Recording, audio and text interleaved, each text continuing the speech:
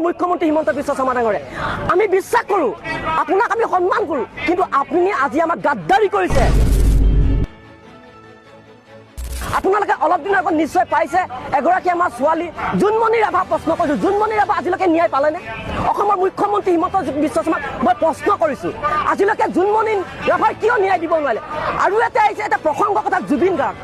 আমাৰ এটা অসমীয়াৰ সমাজত হিয়া আমাতো যিহেতু কণ্ঠদান কৰি অসমীয়াক এটা জাগৃত কৰি এটা জাতিক এটা উৎপাদন কৰি তেওঁ সাংস্কৃতিক ক্ষেত্ৰত যি জীয়াই ৰাখিছিলে কিন্তু আজি সেই সত্তা কিন্তু অসমৰ মুখ্যমন্ত্ৰীক প্ৰশ্ন কৰিছোঁ আজিলৈকে কিয় তেওঁলোকে ন্যায় আমাক দিব পৰা নাই অসমৰ মুখ্যমন্ত্ৰী হিমন্ত বিশ্ব শৰ্মা ডাঙৰে আমি বিশ্বাস কৰোঁ আপোনাক আমি সন্মান কৰোঁ কিন্তু আপুনি আজি আমাক গাদ্দাৰী কৰিছে গাদ্দাৰী কিয় কৰিছে আমাৰ অসমৰ এটা সম্পদ আপুনি কিন্তু আজি আমাৰ মাজৰ পৰা হেৰাইছে সেইকাৰণে অসমৰ মুখ্যমন্ত্ৰী প্ৰশ্ন কেতিয়া আপুনি আমাক ন্যায় দিব কিন্তু আমাক বিচাৰ লাগিব যেতিয়ালৈকে জুবিনৰ ন্যায় নাপাওঁ তেতিয়ালৈকে কিন্তু এই আন্দোলন অব্যাহত থাকিব আৰু অসমৰ মুখ্যমন্ত্ৰী বা ২৬ত